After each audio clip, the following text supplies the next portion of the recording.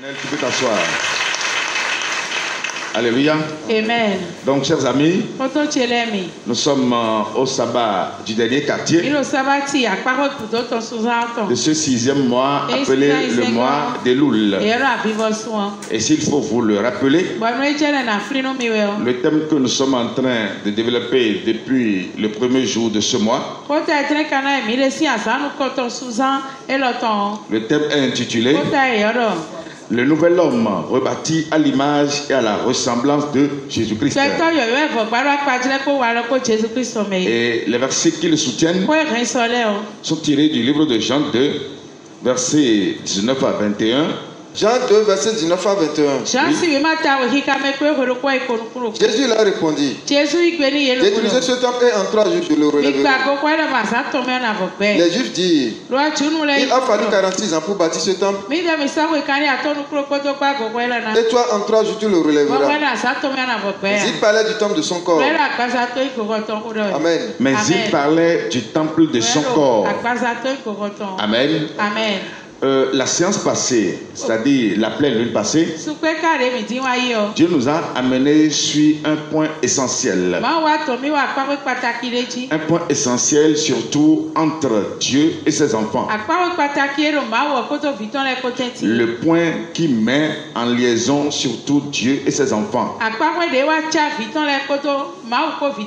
Le point qui fait que Dieu continue toujours d'aimer l'être humain. Le point de commun, j'allais dire, entre l'homme et Dieu. Qu'il vous souvienne que Jésus-Christ, avant de partir, nous a laissé un tout dernier commandement. Alléluia. Amen. Et ce commandement a pour grand mot amour. Alléluia. Amen. Il nous demande quoi? Lorsque Jésus est venu, il a pris les 10 commandements et les a divisés en 2. Il les a regroupés en 2. Amen. Amen. Et quand nous voyons les 2 regroupements de ces 10 commandements, nous lisons le mot amour à l'intérieur. Le premier commandement dit: tu dois aimer Dieu de tout ton cœur, de toute ton âme, de toute ta pensée et de toute ton existence. Le second qui lui sera semblable, tu dois aimer ton prochain comme toi-même. Alléluia. Amen. Dans le livre de Jean 15, il nous a dit: je vous laisse un commandement nouveau. Aimez-vous les uns les autres. Alléluia. Amen. Plus loin, il nous a encore dit: celui qui aime sa femme plus que moi n'est pas digne de moi. Celui qui s'aime lui-même plus que moi n'est pas digne de moi. Celui qui aime son père, sa mère, son mari plus que moi n'est pas digne de moi. Autrement dit, Amen. Quand nous lisons ces versets, nous parvenons à comprendre que il est en train de mettre l'accent sur quelque chose de très spécial qui est resté longtemps caché à tous ceux-là qui viennent à Jésus. Alléluia. Amen. Souvent, quand l'homme vient à Dieu, la première des choses que nous avons dans la tête, c'est de demander le soutien de Dieu. C'est vrai, c'est Dieu qui est le soutien de l'homme. Parce que l'homme ne s'est pas créé lui-même. C'est Dieu qui est son créateur. S'il faut vous le rappeler, le rapport qui est entre Dieu et l'être humain dès le départ est que Dieu est le créateur de l'homme. Alléluia. Amen. Et l'homme, lui, doit adorer Dieu. C'est Dieu qui bénit l'homme et l'homme se soumet à Dieu. Alléluia. Amen. Ça veut dire que l'homme doit adoration à Dieu. Et Dieu, c'est lui qui bénit l'homme. C'est lui qui fait tout le bien à l'homme. Le bien de l'homme se retrouve en Dieu. Alléluia. Amen. Donc, nous constatons que quand l'homme vient à Dieu, Amen, Amen. il oublie ce qui est de son devoir, ce qui relève de sa compétence, ce qu'il devrait normalement comprendre pour que ce que Dieu normalement doit lui donner soit facile. L'homme a souvent tendance à oublier ça. Et aussi longtemps que l'homme sera dans cet oubli, ça va lui revenir très difficile de bénéficier gratuitement des avantages de Dieu. Alléluia. Souvent je vous dis que Dieu est au conditionnel. Le salut que Dieu nous a donné aujourd'hui, ce n'est pas de façon gratuite. Alléluia. Amen. Je le dis parce que avant que Dieu ne t'accorde le salut aujourd'hui, il doit te poser sa condition. Il va te demander quoi? De quitter d'abord l'idolâtrie. Dieu ne pourra jamais te laisser dans l'idolâtrie. Il va te bénir dans l'idolâtrie. Alléluia. Amen. Mieux, le premier commandement dit quoi? Lis-moi ça, Exode 20 à partir du verset 1er. Dieu, avant qu'il ne t'accorde le salut, il doit te montrer d'abord ce que nous appelons idolâtrie. Il doit te demander d'abord de quitter l'adoration que tu donnes à son ennemi. Alléluia. Amen. Ça veut dire qu'avant que Dieu ne te donne quoi que ce soit, avant qu'il ne te donne même la vie qu'il nous a donnée aujourd'hui, c'est parce qu'il nous a demandé au préalable de quitter d'abord l'ennemi. De la même manière, toutes les autres choses qui nous seront données par-dessus, vous devez savoir que c'est aussi basé sur une condition. Ça veut dire que quand nous venons à Dieu, nous devons savoir que nous avons, c'est vrai, nous avons des opportunités avec Dieu, mais nous avons aussi des obligations, nous avons des devoirs. Et lorsque vous oubliez vos devoirs, lorsque vous oubliez ce que vous devez faire, Amen, ça nous sera très difficile de bénéficier de tous les avantages que Dieu nous donne. Alléluia. Amen. On va voir d'abord le premier commandement. Au moment où il avait appelé Moïse, au moment où il a demandé aux enfants d'Israël de les amener à Canaan. Alléluia. Amen. Au moment où les enfants d'Israël sur le chemin avaient commencé par résister contre lui. Amen. Amen. On va voir la loi qu'il a envoyée. Parce qu'il avait envoyé le projet de loi et les enfants d'Israël avaient adopté. Ils ont accepté pour que la loi vienne. Alléluia. Amen. Nous allons voir le premier décret de la loi. Amen. Amen. Venir à notre temps aujourd'hui pour comprendre ce qu'il nous demande encore. Pourquoi nous allons faire toutes ces études? Lorsque vous êtes avec Dieu, Amen. Amen. Vous devez savoir comment marcher avec lui. Vous devez savoir comment vivre avec lui. Alléluia. Amen. Parce que Dieu a créé une amitié dans laquelle normalement lui et ses enfants doivent y vivre. Amen. Amen. Comme je l'ai dit hier au séminaire, il ne devrait pas y avoir de problème entre l'être humain et Dieu. Mais le problème qui se pose aujourd'hui, c'est un problème extrêmement dangereux. Si bien qu'à un moment donné, Dieu n'a plus confiance en l'être humain. Amen. Amen. Mais il doit avoir confiance en toi parce que aussi longtemps que tu ne vas pas lui montrer qu'il a raison d'avoir confiance en toi, c'est dangereux. Alléluia. Amen. Parce que quand on dit le Saint de Dieu, quand on dit le très Saint de Dieu, c'est celui-là qui est censé bénéficier de tous les avantages de Dieu. C'est celui-là qui normalement doit bénéficier de tout ce que Dieu possède.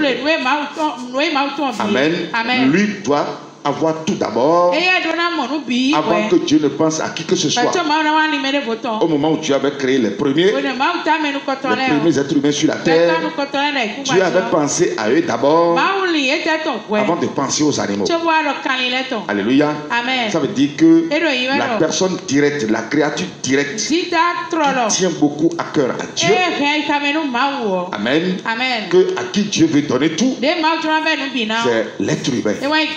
Amen. Ça veut dire que aussi longtemps que nous n'allons pas donner à Dieu la confiance du départ, ça va nous revenir très difficile de bénéficier de lui.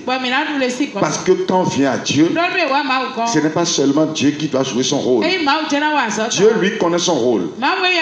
Et il joue toujours son rôle.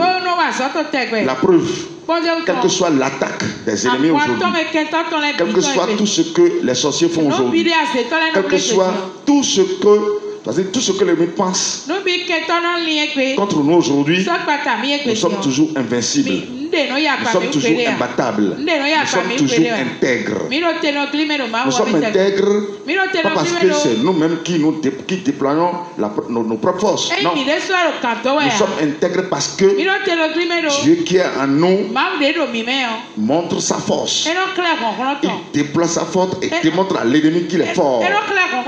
C'est pourquoi, quel que soit l'endroit où nous serons, que ce soit dans nos familles, que ce soit au milieu de nos amis, que ce soit dans nos services, un peu partout, c'est lui qui nous donne sa protection pour montrer à nos ennemis qu'il est le Dieu le plus fort. Alléluia. Autrement dit, lorsque nous sommes venus à lui, connaissant déjà son rôle, il est en train de le jouer pleinement. Mais pour l'exciter davantage, à aller plus loin, à jouer ce rôle plus dense, nous devons savoir ce qui nous revient comme devoir à accomplir. Alléluia. Parce que si nous ne savons pas ce que nous devons faire, quand Dieu nous a appelés, là c'est dommage. C'est pourquoi à chaque fois tu vas te poser cette question. Seigneur, pourquoi tu m'as appelé? Alléluia. Il ne t'a pas appelé parce que tu es beau, parce que tu es belle. Alléluia. Même si tu es beau, tu es belle, personne n'a de la beauté plus que Dieu. Dieu a de la beauté plus que toutes les créatures. Autrement dit, il t'a appelé à cause de quelque chose. Amen.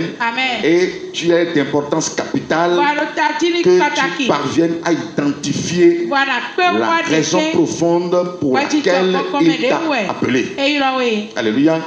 Lis-moi le texte, oui. Exode 20, partie verset 1. Alors Dieu prononça toutes ces paroles en disant: Je suis l'Éternel ton Dieu qui t'a fait sortir du pays d'Égypte, de la maison de servitude. Tu n'auras pas d'autre Dieu devant ma face. Amen.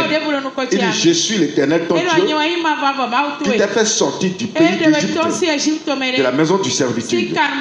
Tu n'auras pas d'autre Dieu devant ma face. Alléluia. Amen. Qui m'entend vraiment? Amen. Il dit: tu n'auras pas d'autre Dieu devant face, avant qu'il ne soit éternel ton Dieu pour te sortir du pays d'Égypte. Alléluia. C'est la condition qu'il est en train de poser. Tu n'auras pas d'autre Dieu devant ma face. C'est pourquoi souvent je vous dis, il est toujours au conditionnel. Tu n'auras pas d'autre Dieu. Amen. Celui qui va se donner d'autres dieux, comme ce que les enfants d'Israël ont fait en fabriquant le veau d'or. Parce que le jour où ils ont fait le veau d'or, ils ont dit quoi? Israël, voici ton Dieu qui t'a fait sortir du pays d'Égypte. Ça veut dire qu'en fabriquant le veau d'or, ils ont transgressé cette parole de Dieu. Amen. Alors que quand Dieu les a appelés, il leur a montré pour avoir la vie ce qu'il faut faire pour avoir la vie. C'est à une condition. À condition que tu quittes l'idolâtrie. C'est pourquoi il leur défendait déjà dans Exode 20 que personne d'entre les enfants d'Israël ne devrait se donner d'autres dieux à la place de l'Éternel. Mais qu'est-ce qu'ils ont fait après? Ils se sont donné d'autres dieux. Ils se sont donné les faux dieux. Ils se sont donné les veaux d'or. Alléluia. Alors que ce n'est pas le veau d'or qui les a sauvés de l'Égypte. Amen. Autrement dit, comme ils ne savaient pas ce qu'il faut faire avec Dieu, ou bien ce qu'il faut faire quand Dieu appelle pour toujours avoir la vie, alléluia, Amen. Ils se sont appelés la mort. Parce que en transgressant le commandement de la vie, vous appelez le contraire de la vie. Alléluia. Amen. Celui à qui Dieu dit pour vivre, c'est telle chose que tu vas faire. Et que la même personne se lève pour transgresser cette parole, il appelle déjà le contraire de ce que Dieu lui a dit. Pour avoir la vie, tu n'auras pas d'autre Dieu devant ta face, devant la face de Dieu. C'est ce que Dieu a dit. Maintenant qu'ils ont commis le veau d'or, alléluia, c'est pourquoi tous sont morts. Dieu n'a pas manqué de force pour les sauver. Dieu a combattu Pharaon sur toute la ligne. Alléluia. Il a assujetti Pharaon à Moïse. Alléluia. Et Pharaon a été obligé, lui, le redoutable, depuis des milliers d'années, à un moment donné, il a fléchi genou devant Moïse.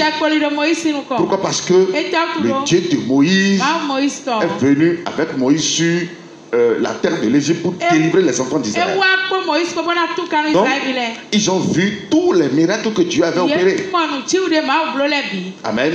Dieu les a vengés à 100%. Dieu les a protégés à 100%. Et leur a donné la condition de vie. Ça veut dire que ce Dieu qui a permis la vie est prêt pour la donner jusqu'à l'éternité. Pourquoi? Parce que il est la source de la vie. Il est la vie lui-même et il ne meurt jamais.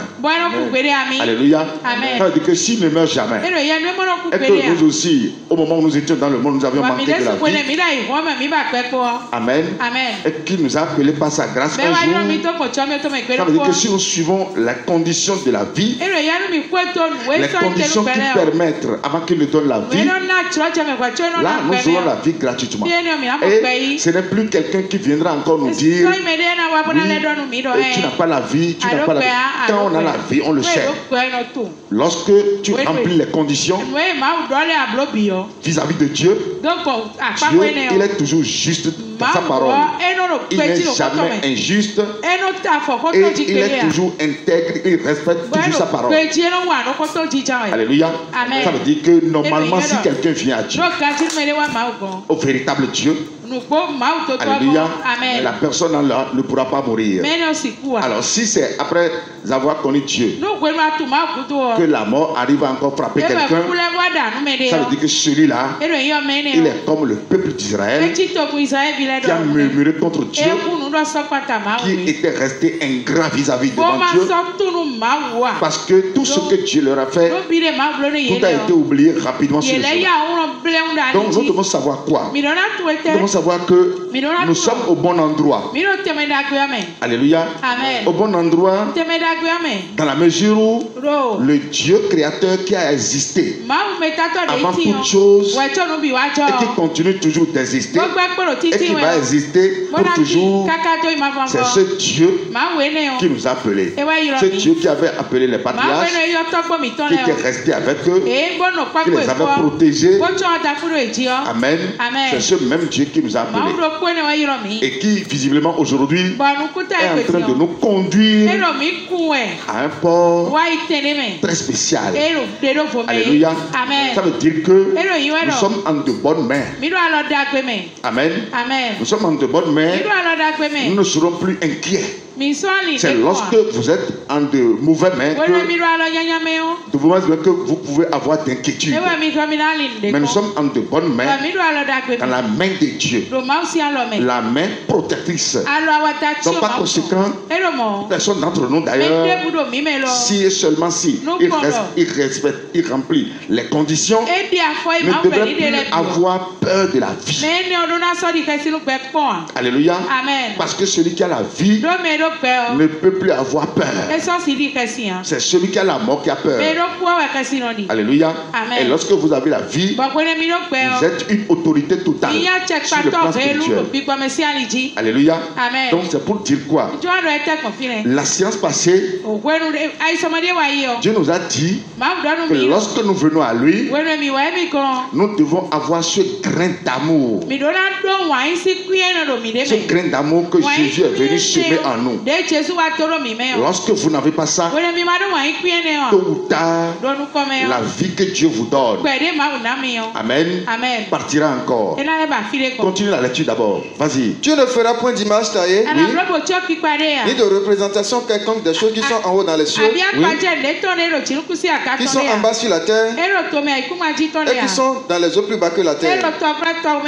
Tu ne te prosterneras point devant elles, et tu ne les serviras point. Car moi, l'Éternel ton Dieu, je suis un Dieu jaloux, qui punit l'iniquité des pères sur les enfants, jusqu'à la 3e et la 4e génération de ceux qui me haïssent. Amen. Amen. Amen. Amen. Il dit, car moi, l'Éternel ton Dieu, je suis un Dieu jaloux. Quand nous prenons ce mot jalousie, alléluia, il y a jalousie quand? Il y a jalousie quand? C'est une question que je vous pose. Il y a jalousie quand? Alléluia. Amen. Est-ce que la jalousie c'est une bonne chose? Ou bien c'est une mauvaise chose? C'est une mauvaise chose. Maintenant, Dieu dit qu'il est jaloux. Donc, il y a de mauvaises choses en Dieu alors. Alléluia. Amen. Il y a de mauvaises choses en Dieu. Il y a jalousie lorsque l'amour devient absent là où il doit être. Là où l'amour doit être. Si l'amour est absent, ça crée la jalousie. Alléluia. Amen. Ta femme que tu as mariée, si à un moment donné, cette femme sent que tu ne l'aimes plus, alors que c'est de ton droit et de son droit pour que tu l'aimes. Si cette femme ne sent plus cet amour-là en toi, ça va la rendre jalouse. Et ceci vice-versa. Lorsque tu n'aimes plus ton mari comme cela se doit, alléluia, ça va le rendre jaloux. Donc il y a jalousie, alléluia, lorsqu'il y a absence de l'amour là où il devrait normalement être. Quand Dieu dit qu'il est jaloux, c'est pas que Dieu est une mauvaise personne. Alléluia. Amen. Il dit qu'il est jaloux parce que ses enfants doivent l'aimer. Amen. Pourquoi? Parce que lui nous aime. L'amour qu'il porte pour nous, il doit avoir aussi le retour de cet amour-là. S'il n'a pas le retour de cet amour, c'est ça qui crée la jalousie dans son cœur. Alléluia. Amen. Et cette jalousie, amen, l'amène jusqu'à enlever la vie à ses enfants. Celui qui se lève, comme je viens de le dire tout à l'heure, et qui rentre dans l'idolâtrie après avoir connu Dieu, celui-là va me dire que Dieu va continuer toujours de l'aimer. Dieu ne peut plus l'aimer parce que il a présenté les actes de haine, les actes de trahison contre Dieu. Et quand Dieu se voit trahi par son enfant, celui qui ne devrait pas le trahir, c'est ça qui le rend jaloux. Alléluia. Parce qu'il vous souvienne que dès le départ, Lucifer l'a déjà trahi. Et à partir de là, je vous l'ai dit souvent, et je continue toujours de vous le dire, il est sur le qui-vive. Il est sur le qui-vive. Alléluia.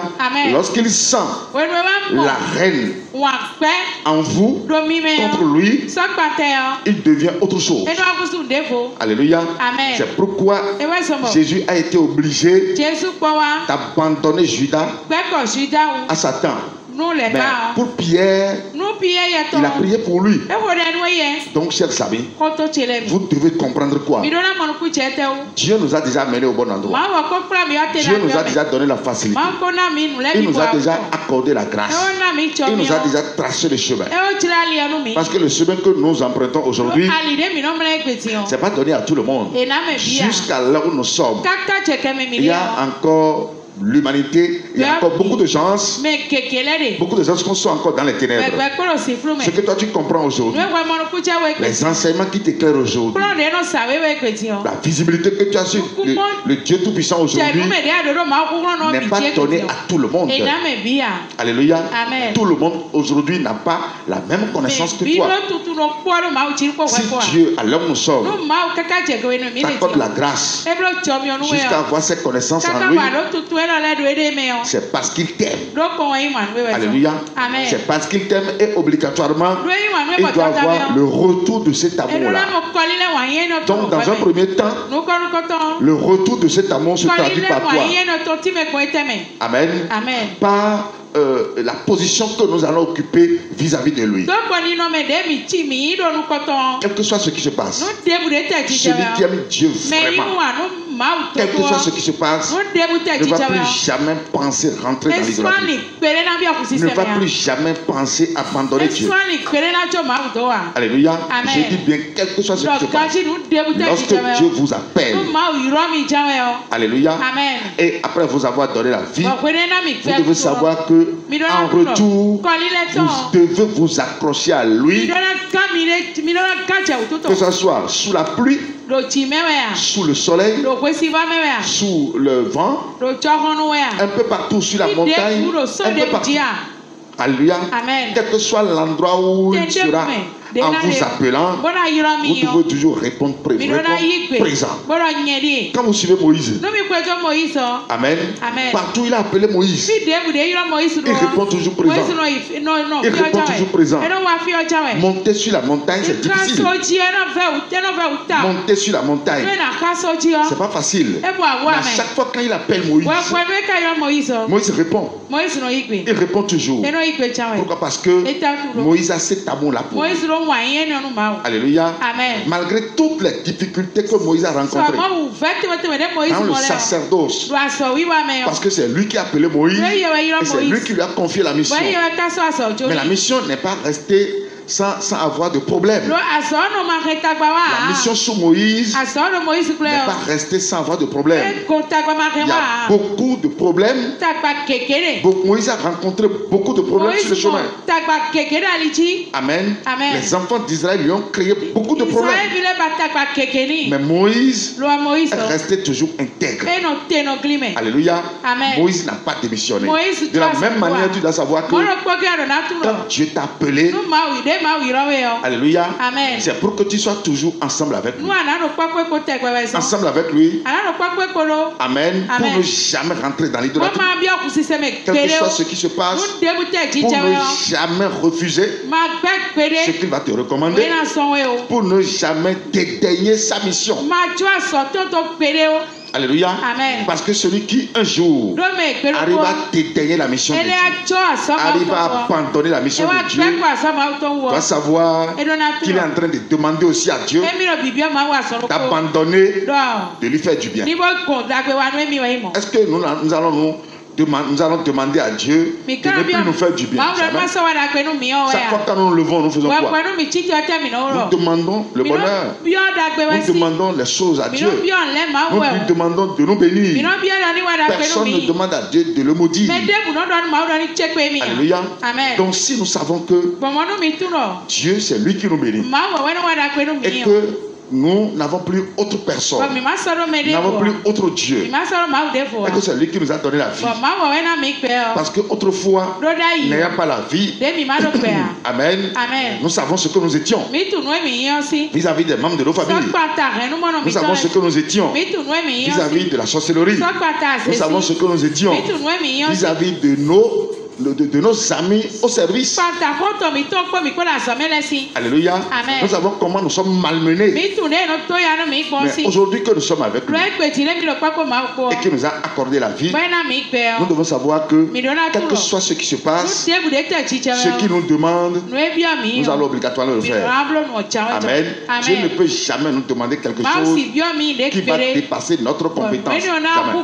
Si quelque chose était demandé et qui va dépasser ton pouvoir là.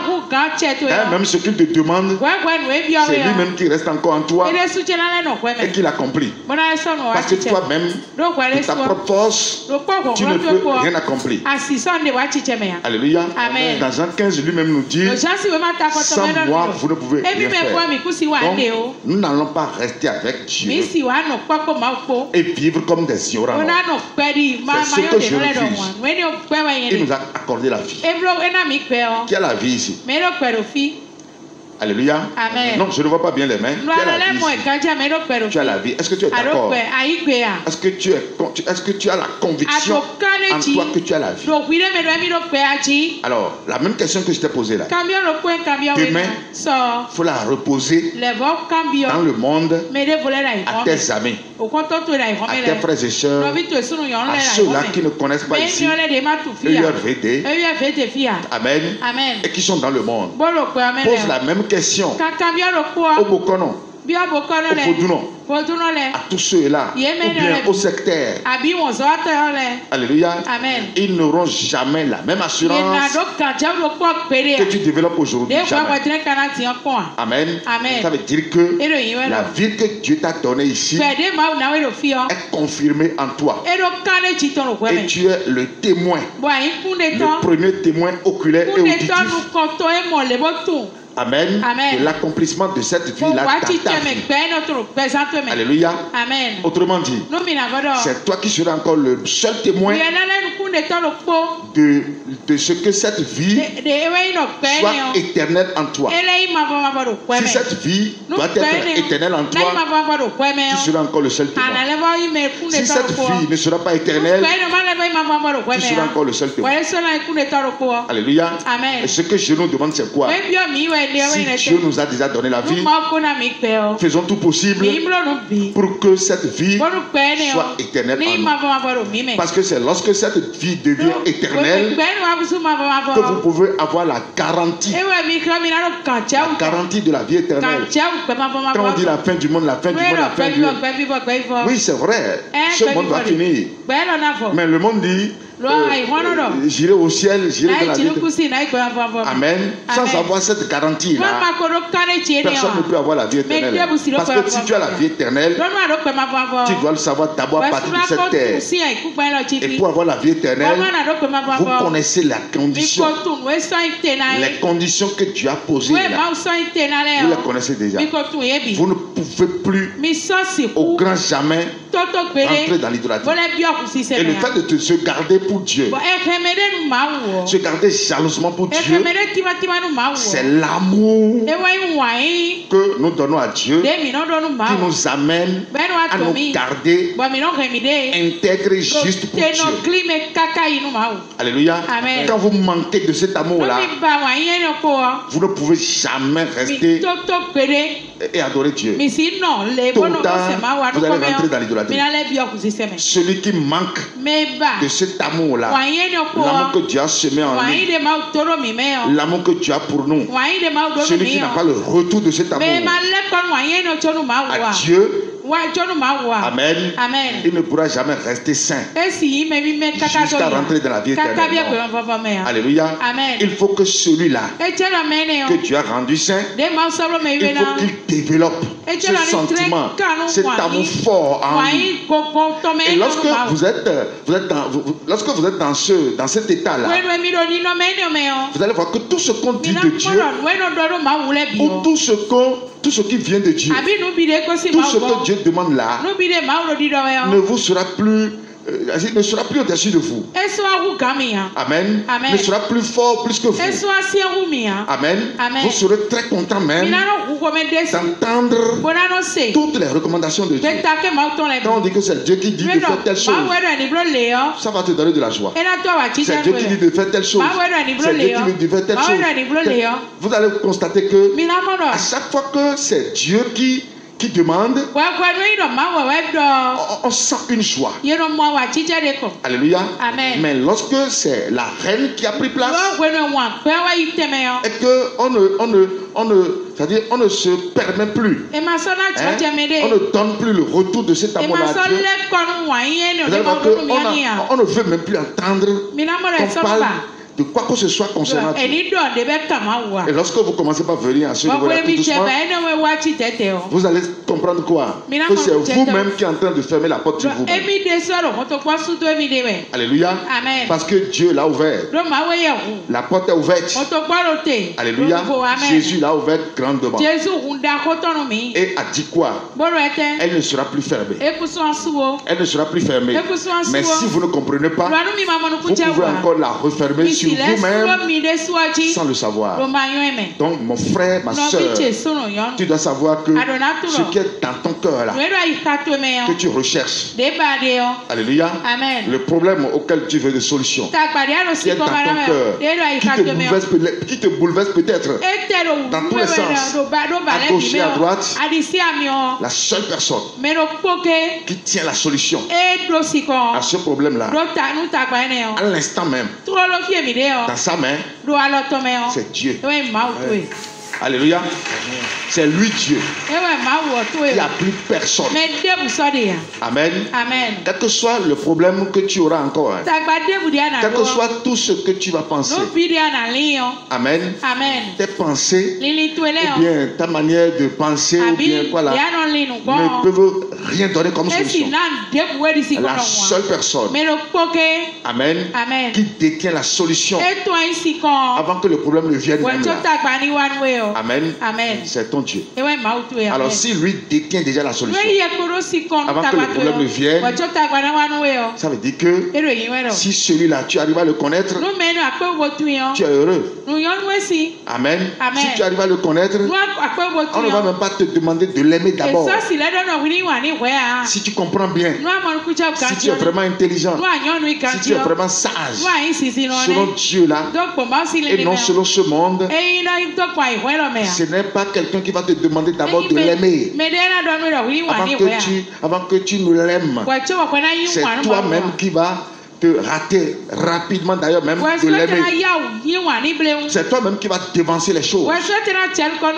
Alléluia. Amen. La pécheresse a devancé les choses. Elle a versé du parfum sur la tête de Jésus et a obligé Jésus à l'identifier. Alléluia. C'est à partir de ce jour-là que Jésus l'a identifié. Il dit, regarde-moi. Alléluia.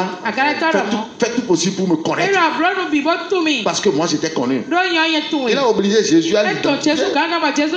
Par quel acte? Par un acte d'amour envers lui. Mais Judas dit quoi? Judas dit non. Ça c'est du gâchis. On ne devrait pas verser le parfum là. Alléluia.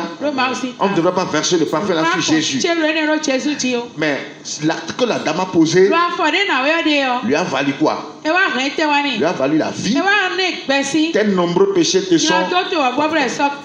Alléluia. Amen. Quel acte nous avons posé pour que Dieu nous donne la vie? Dis à celui qui est à côté de toi, quel acte tu as posé pour que Dieu te donne la vie? Aucun acte. Alléluia. Amen. On a versé du parfum. Qui a versé du parfum sur Dieu pour que Dieu lui donne la vie? Personne. Alléluia. Ça veut dire que nous là, nous alors nous sommes, nous avons une grâce particulière. Notre génération a une grâce particulière. Une grâce parmi tant d'autres. Nous n'avons rien fait. Mieux. Amen. Nous étions, on se plaisait dans l'idolâtrie.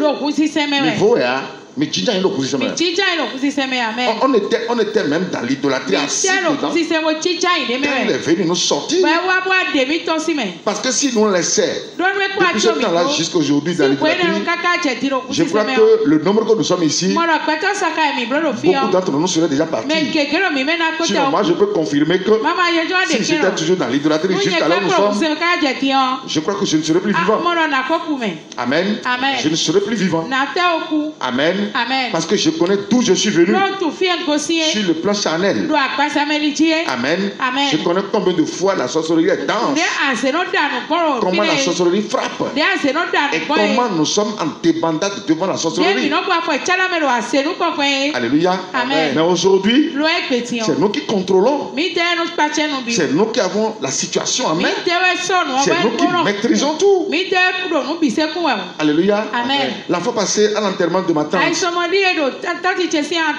tous ceux qui sont venus, tous ceux qui sont allés avec moi, mais ils ont été surpris.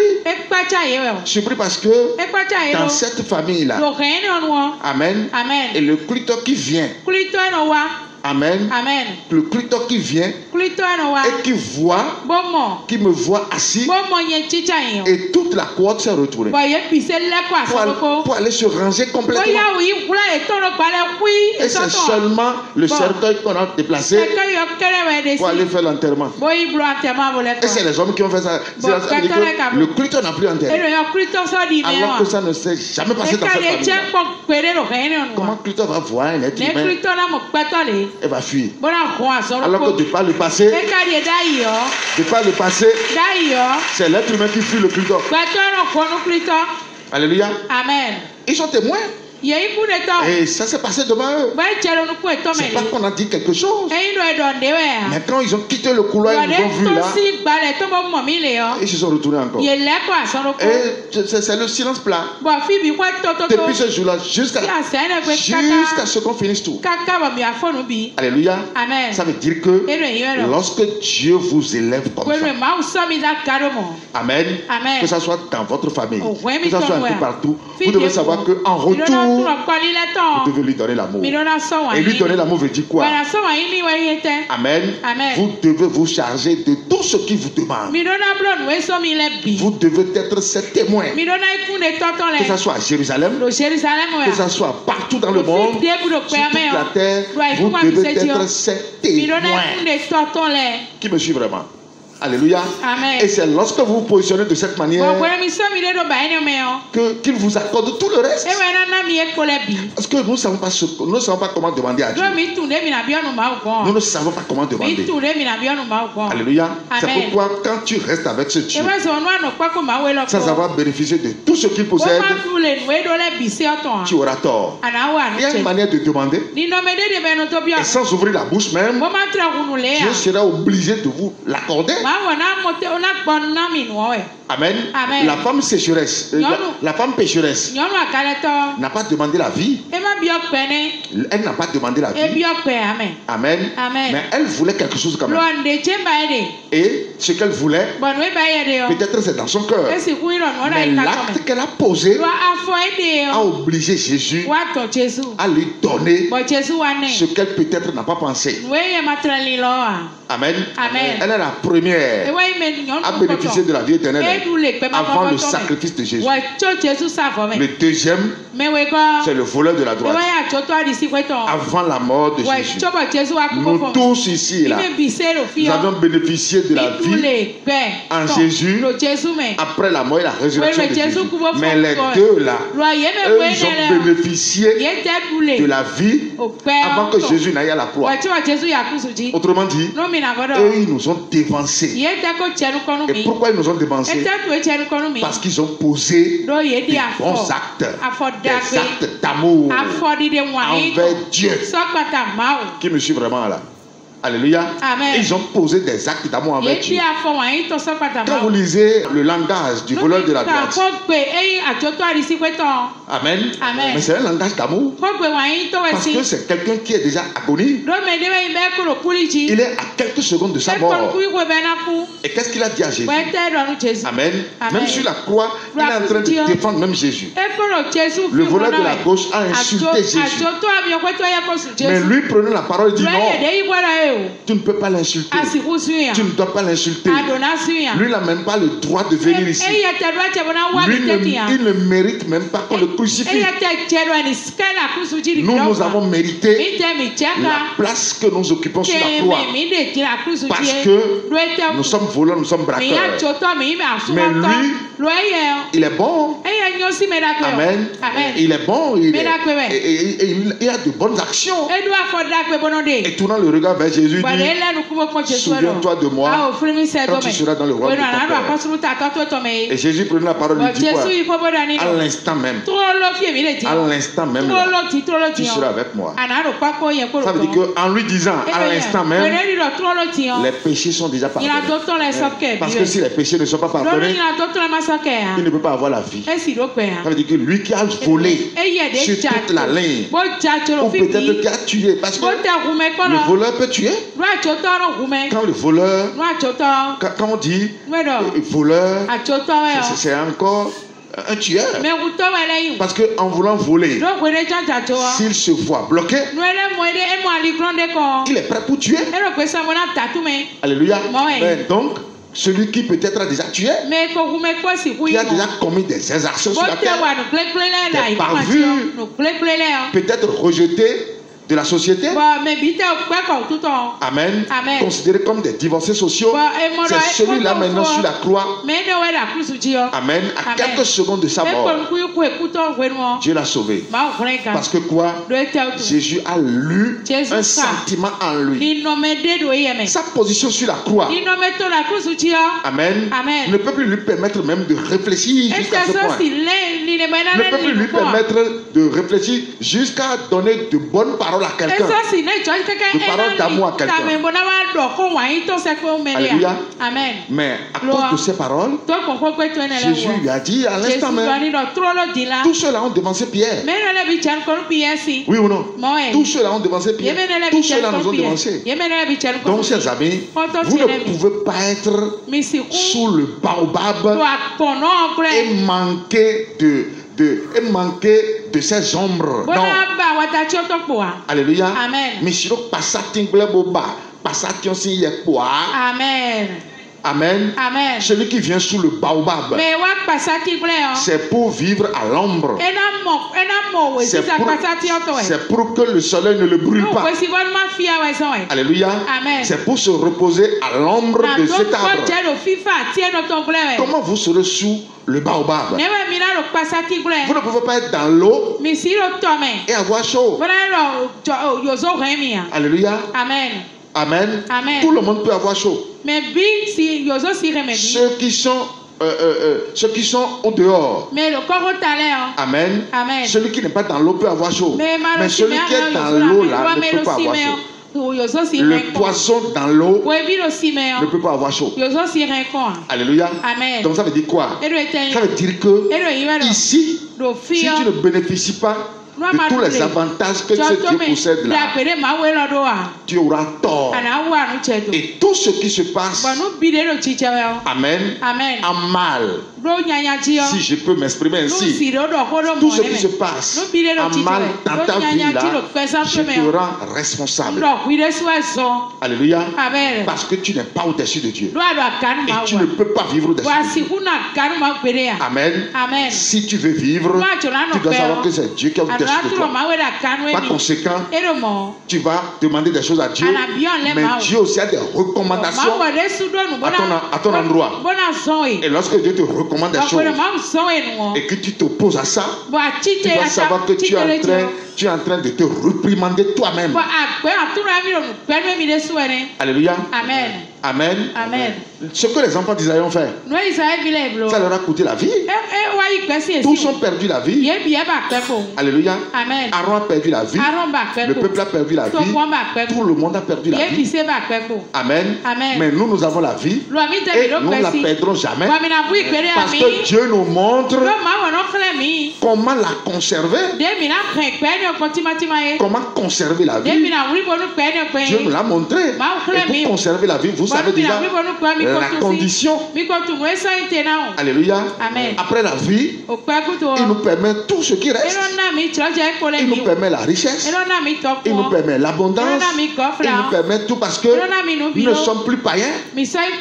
Le temps païen que nous avions étudié la fois passée, alléluia, nous montre clairement que c'est le païen qui doit avoir des problèmes. Parce que Dieu n'exauce pas le païen. Si Dieu n'exauce pas le païen, et que c'est son enfant qui les ose, qu'est-ce que toi tu dis à Dieu? Et Dieu ne t'exauce pas. Et pourquoi il ne t'exauce pas? Alléluia. Pourquoi toi tu vas parler à Dieu et Dieu ne va pas t'exaucer? Parce que si Dieu t'exauce, amen, tout ce que tu vas lui demander là, tout doit passer comme une flèche. Il y a quelque chose que je veux vous enlever de votre tête aujourd'hui. Plus jamais ne vous dites oui, c'est parce que le monde devient de plus en plus dur. Alléluia. Le monde devient de plus en plus dur. Amen.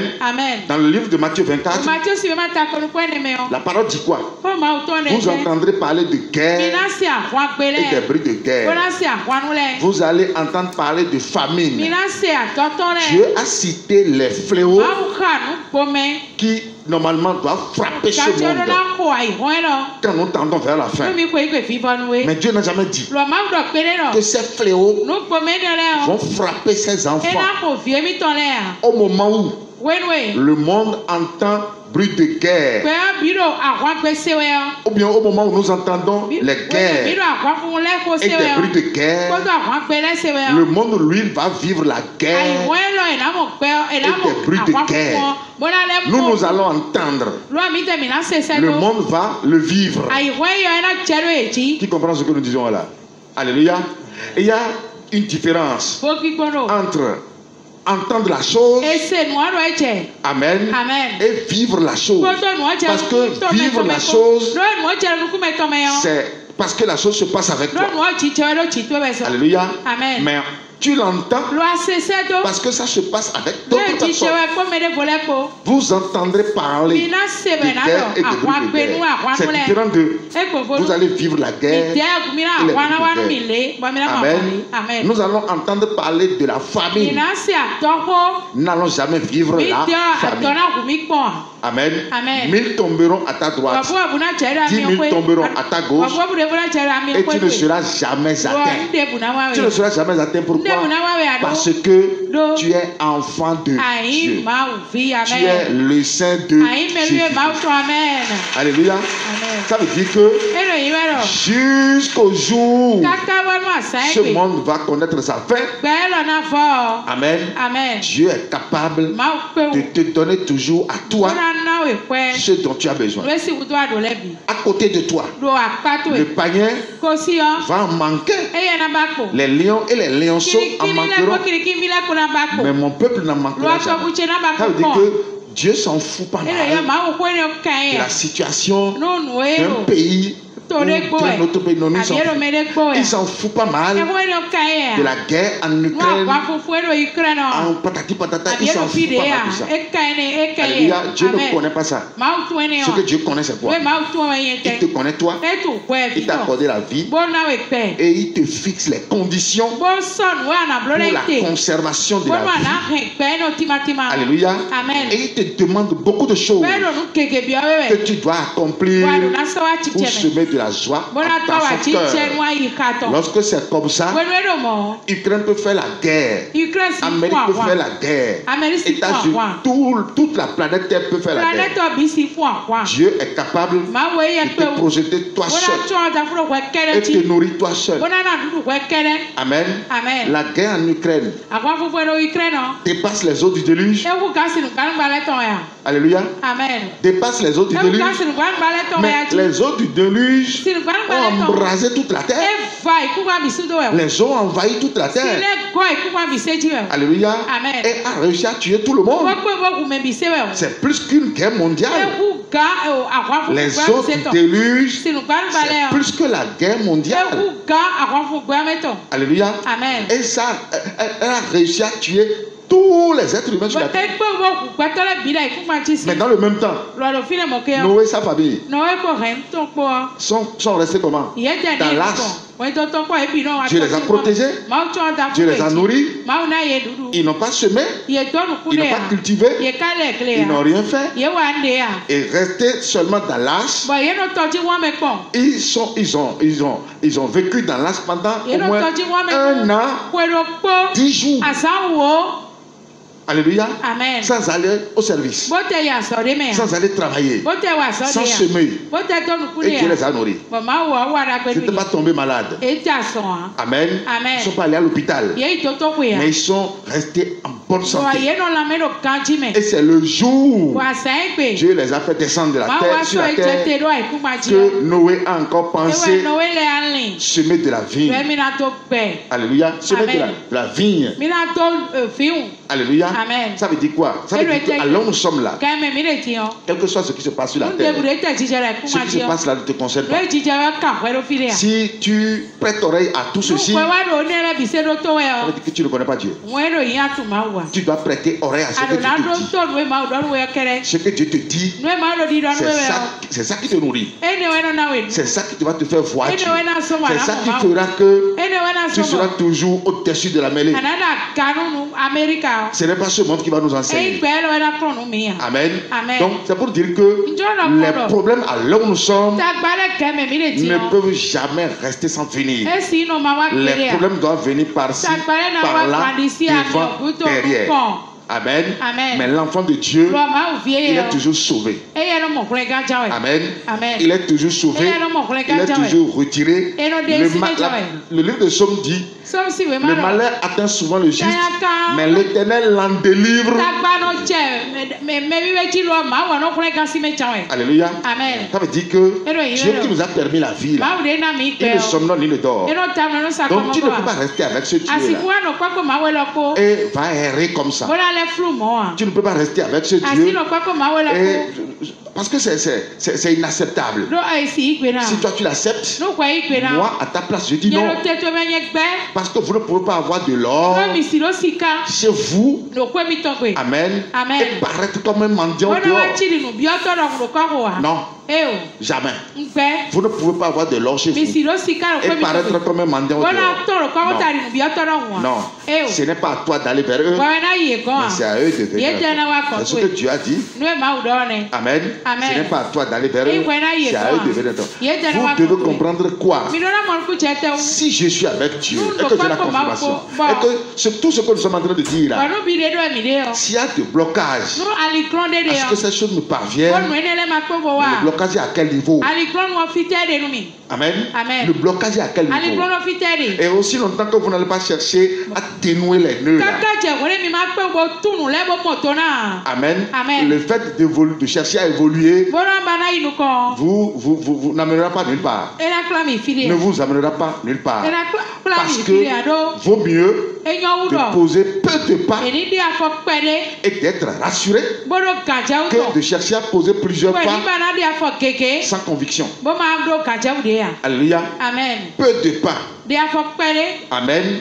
Avec certitude que de vouloir poser 1000 pas sans conviction. Amen. Donc vous devez savoir que ici, sur cette terre, nous avons une mission commune. Qu'on veuille ou pas. Et dans ton quotidien, tu dois te lire de cette manière. Je suis cette espèce humaine que Dieu a appelée, à qui Dieu a donné la vie. Et en retour, je dois cette vie à d'autres personnes. Je dois cette vie à d'autres personnes. Et je dois le faire promptement. Je dois le faire comme cela se doit. Je dois le faire comme on me l'a fait aussi. Amen. Tu as entendu la parole. Tu as la vie aujourd'hui. Oui ou non? Cette vie ne doit pas rester stérile en toi. Cette vie doit être multipliée dans d'autres vies. Si tu ne le fais pas, tu dois savoir que tu es en train déjà de devoir à Dieu. Et c'est une obligation. Amen. C'est une obligation, c'est un principe, c'est un acte d'amour. Lorsque tu le fais, tu es en train de montrer combien de fois tu aimes Dieu.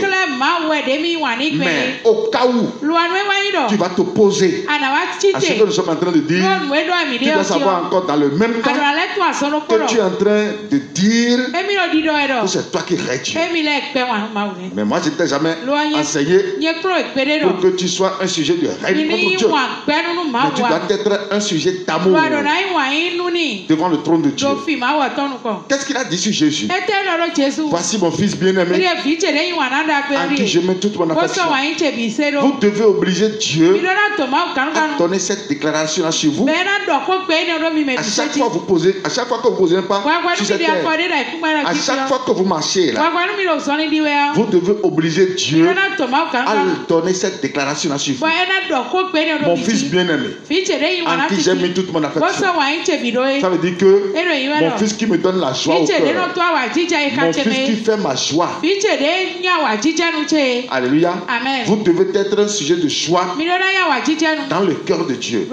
Et quand c'est comme ça, même si vous ne demandez pas, je dis même si vous ne demandez pas, tout ce dont vous allez penser là, tout viendra à vous. Qui me suit vraiment là? C'est simple de vivre avec Dieu. Et c'est encore difficile de vivre avec lui si on ne sait pas ce qu'on fait. Alléluia. Si on ne sait pas ce qu'on fait, ce même Dieu qui est si facile, c'est lui qui est encore difficile. Amen. Jean-Baptiste a dit quoi? Il dit voilà l'agneau de Dieu qui ôte le péché du monde. À un moment donné, il a encore dit es-tu celui qui doit venir ou devons-nous encore en attendre un autre? Amen. Donc on ne peut pas connaître ce Dieu si peut-être nous étions chrétiens. Cela se comprendrait. On pourrait dire que c'est à cause de l'ignorance. À cause de l'ignorance, nous sommes égarés et nous sommes dépourvus du bonheur que Dieu a programmé pour nous. Mais nous ne sommes plus des ignorants. Nous avons la connaissance, la bonne connaissance d'ailleurs, la connaissance de Dieu.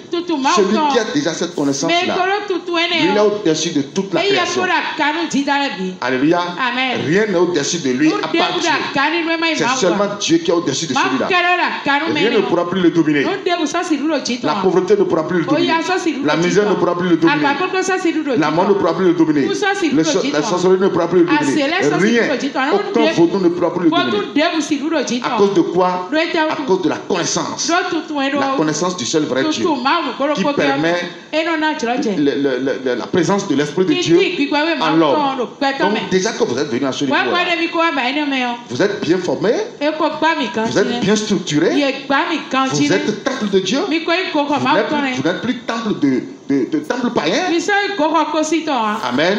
Vous avez été déjà restauré. Et quand vous êtes restauré, vous devez porter les fruits de la restauration.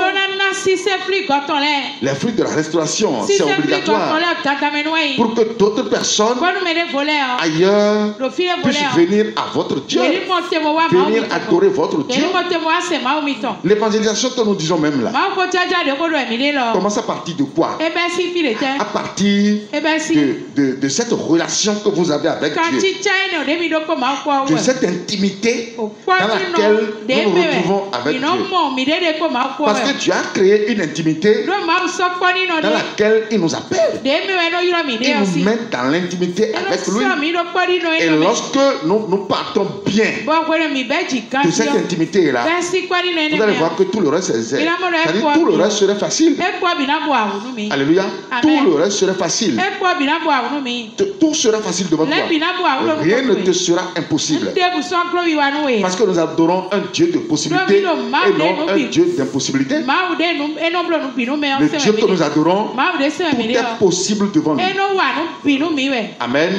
Dieu n'est jamais incompétent devant une situation. Non. Toutes les situations se soumettent à lui. Et pourquoi devant toi aujourd'hui, les situations vont chercher à te résister? Aucune situation normalement ne devrait te résister. Aucune situation. Aucune situation ne devrait même te résister. Alors si une situation te résiste, il faut savoir que c'est la résistance résistance que tu es en train de développer contre Dieu, c'est cette résistance qui revient résister contre toi. C'est tout, hein? Alléluia. Amen. Lorsque vous développez une résistance contre Dieu, tout ce que vous faites là revient encore contre vous. Et c'est ça qui amène les situations à résister contre nous. Alléluia. Amen. Sinon, il n'y a pas. Il n'y a pas une situation qui va résister contre l'enfant de Dieu. Et l'enfant de Dieu ne parle pas beaucoup. L'enfant de Dieu vrai ne parle pas beaucoup. Amen. Amen. Avant d'ouvrir la bouche, il sait déjà ce que tu veux dire. Si ce que tu veux dire là concourt à faire aller sa vision, tu dois savoir que tu as déjà exaucé avant d'ouvrir la bouche. Alléluia. Amen. Tu dois savoir qui t'a déjà exaucé avant que tu ouvres la bouche. Et l'enfant de Dieu doit penser quoi? Il doit penser toujours ce que Dieu lui a mis dans la tête. Et ce que Dieu nous a mis dans la tête, c'est quoi? C'est les enseignements que nous recevons. C'est pourquoi à jamais je ne te dirai d'aller commettre de l'idolâtrie. Jamais. Je ne te dirai jamais ça. Ce que je vais à chaque fois te dire là, je ne vais jamais rentrer dans l'idolâtrie. Amen. Amen. À chaque fois, c'est ce que je vais te dire. Amen. Amen. Et les paroles que je te dis là ne vont jamais se contredire. Toutes les paroles que je serai en train de te dire là auront toujours le même sens. Le sens sera toujours unique. Il n'y aura jamais sens inverse dans la parole. Jamais. Alléluia. Amen. Ça veut dire que toi qui reçois la parole, tu dois aller aussi dans le sens de la parole. Tu ne dois pas aller en sens contraire contre la parole. Alléluia. Amen. Souvent, je vous dis ici que l'évangélisation, c'est une garantie que nous nous donnons dans la vie éternelle. Alléluia. Amen. L'enfant de Dieu qui dit qu'il ne va pas faire l'évangélisation, il est comme Adam. Et quand vous ne le faites pas, le retour vient. Et le retour est toujours négatif. S'il avait donné l'enseignement comme cela se doit à son foyer, Amen. Amen. Caïn n'a plus tué Abel. Et sa femme ne sera pas atteinte par le diable. C'est parce que ce que Dieu lui a dit de faire n'a pas connu d'effet en lui. Et voilà les conséquences. Donc c'est pour te dire quoi, mon frère? Là où tu es là, Dieu te connaît plus que toi-même. Même si tu te caches à nous, tu ne peux pas te cacher à Dieu. Pourquoi? Parce que Dieu a réussi à semer son esprit en toi. Et son vœu le plus cher, c'est que tu aies un avenir meilleur, un avenir radieux. Amen. Amen. Pour que tu aies un lendemain meilleur. Et avoir un lendemain meilleur sur quoi? C'est bénéficier de sa paix. Je vous donne la paix, je vous laisse la paix. Vous devez bénéficier de sa paix. Amen. Et celui qui est dans la paix de Dieu, celui-là, il est protégé. Amen. Amen. Il a la vie éternelle. Celui-là, il aura de quoi se nourrir. Amen. Amen. Il ne va pas se décarcasser comme ce que nous sommes en train de voir dans le monde. Le monde peut courir à 1000 allures. Alléluia. Mais nous n'allons pas courir. L'enfant de Dieu ne court pas parce que tout ce qui lui revient provient de Dieu. Qui me suit vraiment là? Amen. Alléluia. Amen. Donc vous devez comprendre que nous n'allons pas vivre comme les païens. Non.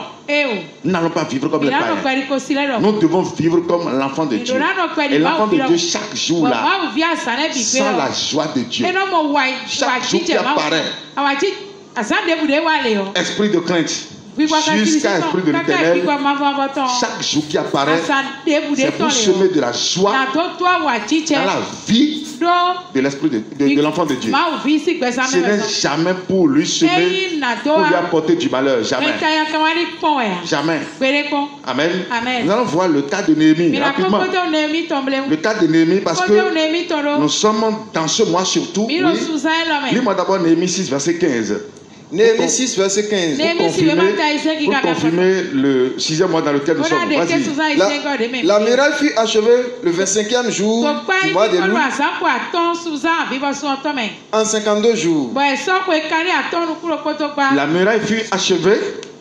Quoi? La muraille fut achevée le 25e jour du mois de Loul en 52 jours. En 52 jours. La muraille fut achevée. Alléluia. Amen. La muraille, ça veut dire quoi? Ça veut dire que Dieu avait confié quelque chose à Néhémie. Il lui avait confié quelque chose et il a amené l'œuvre à la fin. Il a achevé l'œuvre. Et ceci en 52 jours. Si nous prenons le mois de Loul, qui compte 30 jours, ça veut dire quoi? Ça veut dire qu'ils ont commencé depuis le mois d'Ab. Et quand nous allons lire les textes tout à l'heure, vous allez constater que quand Néhémie a écouté Dieu et qu'il a décidé de faire l'œuvre, décidé d'agir, mais rapidement l'ennemi s'est levé. L'ennemi s'est levé pour chercher à interrompre ce que Dieu a recommandé. Amen. Normalement, si nous sommes enfants de Dieu, ce n'est pas à nous de concourir à l'interruption de l'œuvre de Dieu. Ce n'est pas de nous de concourir à interrompre ce que Dieu recommande. Plutôt c'est à nous de nous lever pour faire aboutir ce que Dieu recommande. C'est lorsque l'œuvre de Dieu est aboutie que l'enfant de Dieu est béni. Mais lorsque l'œuvre de Dieu n'est pas aboutie, et pire, c'est l'enfant de Dieu qui a concouru à l'échec de l'œuvre de Dieu. C'est dramatique. C'est extrêmement grave. Alléluia. Parce que quand l'œuvre de Dieu échoue, c'est l'enfant de Dieu qui échoue. Quand l'œuvre de Dieu réussit, l'enfant de Dieu réussit. Alléluia. On va voir ce que Dieu a demandé à Néhémie de faire. Dieu a demandé à Néhémie de lui construire un temple. Comme il a demandé aussi à Salomon de lui construire un temple. Alléluia. Amen. On va lire d'abord Néhémie 1. Néhémie 1, à partir du verset 1er. Lis-moi ça. Oui. Parole de Néhémie, fils de Hakalia. Oui. Au mois de Kisleu, la 20e année, comme j'étais à Suse dans la capitale, Anani, l'un de mes frères, et quelques hommes arrivaient de Juda. Je la questionnais au sujet des Juifs réchappés qui étaient restés de la captivité.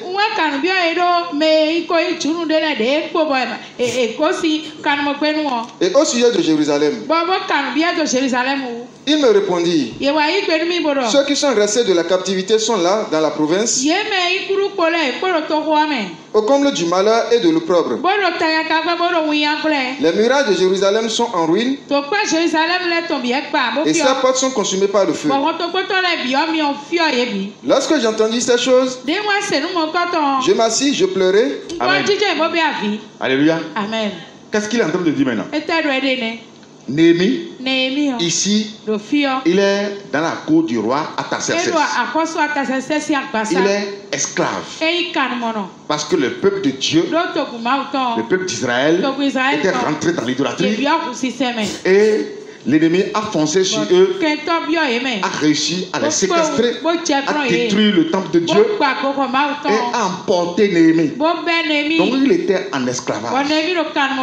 Un jour, ses frères et sœurs sont venus le voir et il leur a posé la question. Malgré qu'il était en esclavage, lui il avait toujours un souci, non seulement pour le peuple de Dieu, mais il a aussi ce souci pour les murailles de Jérusalem. Parce que quand on dit Jérusalem, on parle de la ville sainte, la ville de Dieu, on parle du temple de Dieu en général. Amen. Donc lui il avait ce souci là dans la tête. Il a posé la question à ses frères par rapport à ce qu'est devenu désormais le temple de Dieu, Jérusalem, la ville sainte de Dieu. Et ils lui ont fait le récit, ils lui ont raconté comment le pauvre, la famine est devenue grandissante, comment le malheur continue toujours de frapper. Alléluia. Amen. Et quand il a entendu ces paroles, il a commencé par pleurer. Si Néhémie va se contenter de sa position, parce que même s'il est esclave, ici, dans la cour du roi Artaxerxès, par rapport au rôle qu'il joue, il joue le rôle des chansons. Par rapport à ce rôle, il doit manger nécessairement. Amen. Amen. Parce que avant que le roi ne mange, c'est lui qui doit goûter d'abord le repas du roi. Avant que le roi ne prenne du vin, c'est lui qui doit d'abord goûter le vin. Ça veut dire que par sa position, il doit manger. Amen. Amen. Le roi doit lui donner à manger pour qu'il survive. Il n'est pas un esclave jeté comme ça dans la cour comme les autres. Non. Il est un esclave rendu responsable pour jouer un rôle dans la cour du roi. Amen. Amen. Si c'est Néhémie comme nous aujourd'hui, il pouvait se contenter de sa position. Il pouvait dire, bon, moi je mange déjà. C'est pas grave. Si je me retourne là-bas maintenant, c'est la famille qui va encore me frapper. Mais il n'a pas vu sa position. La maison de Dieu est en ruine. Le peuple de Dieu est dans l'opprobre. Amen. Et c'est ça qui a fait que lui, il a commencé par pleurer.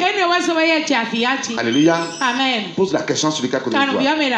Lorsque la muraille de Dieu est en ruine,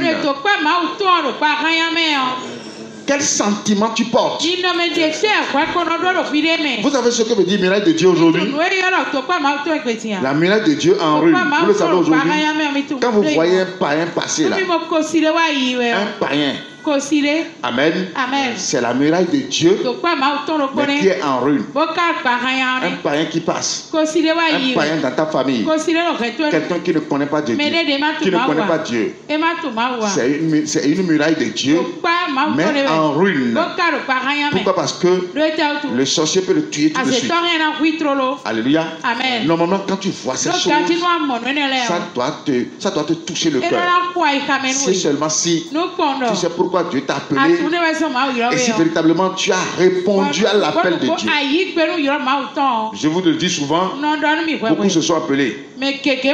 Amen. Amen. Et ceux qui se sont appelés, ceux-là n'arrivent pas vite cerner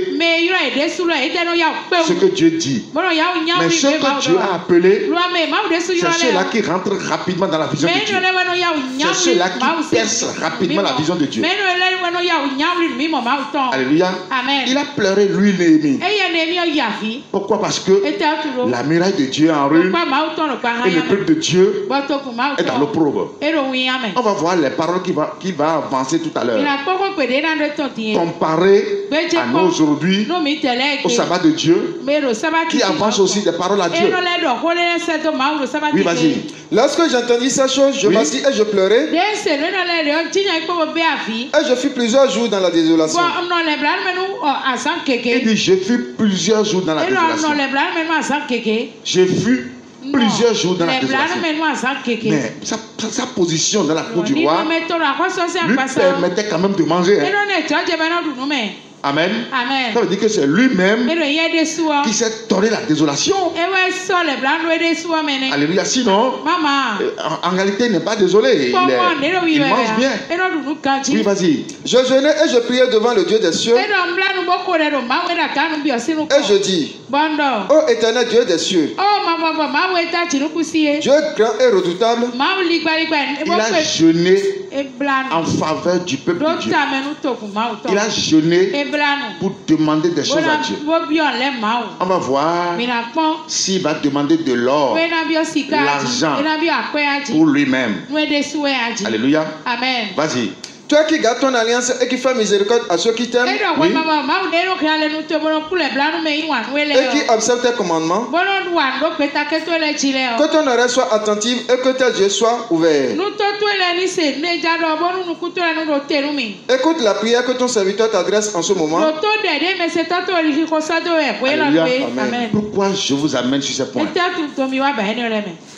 Que tu veuilles ou pas, dis à celui qui est à côté de toi, que tu veuilles ou pas, tu ne vas plus parler 2 fois.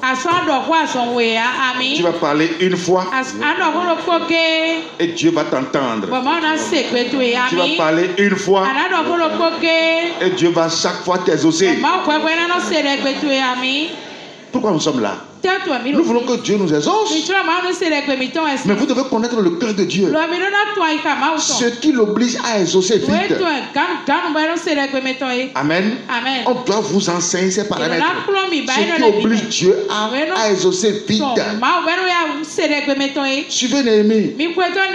Il veut jeûner maintenant. Et il a demandé à Dieu, ouvre tes oreilles. Écoute-moi. Les prières que ton serviteur va t'adresser tout à l'heure. Écoute mes prières. Vas-y. Écoute la prière que ton serviteur t'adresse en ce moment. Oui. Jour et nuit. Pour tes serviteurs, les enfants d'Israël, en confessant les péchés des enfants d'Israël, nos péchés contre toi, car moi et la maison de mon père, nous avons péché. Nous t'avons offensé et nous n'avons pas observé les commandements, les lois et les ordonnances que tu prescris à Moïse ton serviteur. Amen. Amen. Lorsque tout semble être coincé, c'est comme ça on revient en arrière. Alléluia. Amen. Qu'est-ce que j'ai posé comme pas? Où est-ce que j'ai fléchi? Alléluia. Amen. Où est-ce que j'ai fléchi, Seigneur? Aide-moi à sonder ce que j'ai posé comme pas et qui n'a pas semé de la joie dans ton cœur. Et quand Dieu t'amène à sonder ces endroits-là, tu mets une barre dessus. Plus jamais je ne vais plus me comporter comme ça devant Dieu. Et tu prends une autre direction. Alléluia. Amen. Quand vous suivez les paroles de Néhémie, c'est vrai, Dieu nous a justifiés aujourd'hui. Alléluia. Lui, il est encore au temps de la loi. Et c'est pourquoi il est en train de confesser les péchés. Il dit, nous t'avons offensé. Nous sommes reconnaissants que tu as raison. Oui, vas-y. Souviens-toi de cette parole que tu donnas ordre à Moïse, ton serviteur, de prononcer. Lorsque vous pécherez, je vous disperserai parmi les peuples. Mais si vous revenez à moi, et si vous observez mes commandements et les mettez en pratique, alors quand vous serez exilés à l'extrémité du ciel, de là je vous rassemblerai et je vous ramènerai dans le lieu que j'ai choisi pour y faire résider mon nom.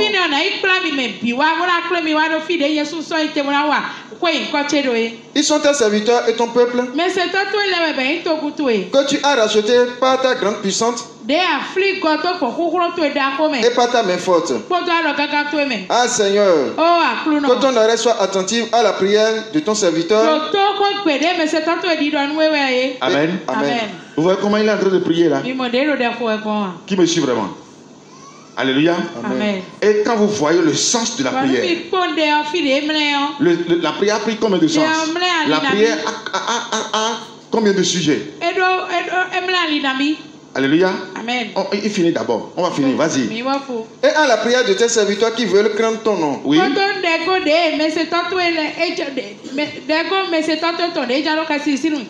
Donne aujourd'hui du succès à ton serviteur et fais-lui trouver grâce devant cet homme. J'étais alors échanson du roi. Amen. Alléluia. Amen. Avant de déclarer le jeûne, amen. Amen. Il avait pleuré qu'est-ce qu'il a amené à pleurer? Le temple de Dieu est détruit. Le peuple de Dieu est dans l'opprobre. Amen. Et quand il a entendu ça, il était mal à l'aise. C'est ça qui l'a amené à décréter le jeûne. Et dans le jeûne, il a commencé par prier. Jour et nuit. Jour et nuit. Et il demande quoi à Dieu? La restauration. Restaurer le peuple. Restaurer le temple. Ça veut dire que la reconstruction du temple, la restauration du peuple, c'est ça qui est dans sa tête. Amen. Et c'est à cause de ça maintenant qu'il va demander à Dieu de lui faire trouver grâce devant le roi. Parce qu'il sait que si Dieu n'intervient pas, le roi ne peut jamais le laisser repartir dans son pays. Jamais. Parce que c'est un esclave. Normalement, il doit mourir là. Après le travail, après avoir longtemps travaillé pour le roi, il meurt, on l'enterre. Alléluia. Amen. Amen. On dit que là où il est maintenant là, sa vie dépend du roi au service duquel il agit. Donc il sait que avec Dieu, c'est possible que le roi le libère. Alléluia. Amen. Mais pour que le roi le libère, s'il venait devant Dieu et dit: oh Seigneur, je suis ton enfant, tu m'as laissé en esclavage, demande à ce roi de me libérer. Amen. Amen. Il ne sera jamais libéré. Il sera toujours gardé là. Il a présenté quoi à Dieu maintenant? La reconstruction du temple de Dieu et la restauration du peuple de Dieu. Alléluia. C'est ça qu'il a mis devant Dieu. Si Dieu peut lui faire trouver grâce devant le roi, il est prêt pour aller reconstruire le temple de Dieu. Il est prêt pour aller restaurer encore le peuple de Dieu. Alléluia. Amen. Il a présenté quoi à Dieu? Il a présenté les avantages de Dieu. Il lui a présenté ses avantages. Quand c'est comme ça, Dieu va lui aussi donner ses avantages à lui. Parce que le fait quitter l'esclavage, c'est un avantage pour lui. Alléluia. Amen. Amen. C'est un avantage pour lui. Maintenant, pour avoir cet avantage-là, la libération là, il faut qu'il présente à Dieu ce qui va inciter Dieu pour que Dieu puisse lui accorder cet avantage-là. Donc si toi aussi tu es là, amen, et que tu veux aussi les avantages là, amen, quels sont aussi les avantages de Dieu que tu peux mettre devant Dieu et qui doivent inciter Dieu à t'accompagner aussi à rentrer dans tes avantages? C'est comme ça qu'on bénéficie de Dieu. Alléluia. On ne bénéficie pas de Dieu parce que on prie. On demande. Non, c'est pas comme ça. Salomon a demandé l'intelligence pour conduire le peuple de Dieu. Dieu dit non seulement je vais te donner l'intelligence, je vais encore te donner de la sagesse, je vais encore te donner de l'argent, je vais te protéger, ainsi de suite. Donc toi aussi maintenant, si tu te lèves comme Néhémie et que tu présentes les avantages à Dieu, Dieu dit celui-ci m'aime. S'il ne m'aime pas, il ne peut pas me présenter mes avantages. Parce que en réalité, c'est l'amour de Dieu, l'amour que nous avons pour Dieu. C'est cet amour qui nous amène à sonder même les avantages de Dieu. Alléluia. C'est cet amour-là qui nous amène à connaître même les avantages de Dieu. Sinon, celui qui n'aime pas Dieu, là, lui là, ne peut même pas savoir ce que représente, ce qui est avantageux pour Dieu ou ce qui n'est pas avantageux pour Dieu. Lui va seulement connaître seulement ses avantages. Et quand vous vivez comme ça avec Dieu, je vous dis c'est impossible. C'est impossible. Amen. Si vous voulez, vous pouvez essayer un peu. Hein. Vous pouvez essayer comme vous voulez. Hein. Mais moi, je vous avertis déjà. Celui qui veut vivre de façon oisive, de cette manière, ne pourra pas bénéficier de Dieu. Jamais. Alléluia. Amen. Jamais. Pourquoi Dieu a ressuscité Jésus? Pourquoi? La mort et la résurrection de Jésus là, c'est avantageux pour Dieu. Parce que c'est à cause de ça que nous sommes là aujourd'hui. Amen. Ça veut dire que si tu veux bénéficier de Dieu, c'est rapide. Si tu ne veux pas aussi bénéficier de Dieu encore, c'est rapide. Et si Dieu t'appelle et que tu ne bénéficies pas de lui, c'est dommage. Sinon, pourquoi on n'est pas resté païen? Il faudrait bien qu'on reste païen. Parce que c'est le païen que Dieu n'exauce pas. Alléluia. Donc, Dieu est capable et prêt à t'exaucer. C'est seulement si tu comprends ce que nous disons. Dieu va lui accorder la grâce maintenant.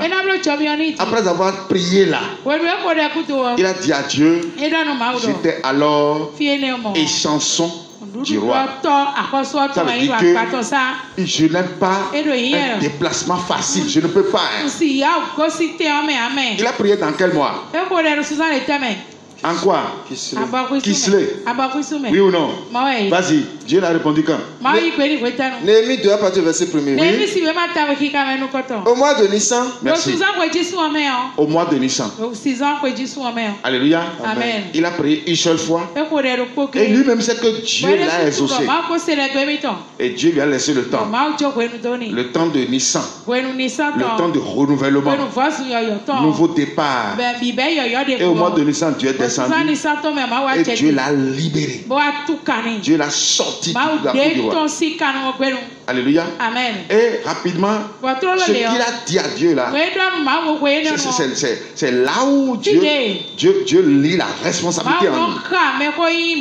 Quand vous parlez, vous devez agir exactement comme Dieu a conclu avec vous. Dieu l'a libéré. Il pouvait faire quoi? Il pouvait se passer encore de tout ce qu'il a dit à Dieu. Parce qu'il a déjà eu la libération. Mais quand Dieu l'a libéré, exactement ce qu'il a dit à Dieu. Point par point. Point par point. Et c'est ce temple qu'il a fini de construire au mois d'Elul, qui est le 6e mois.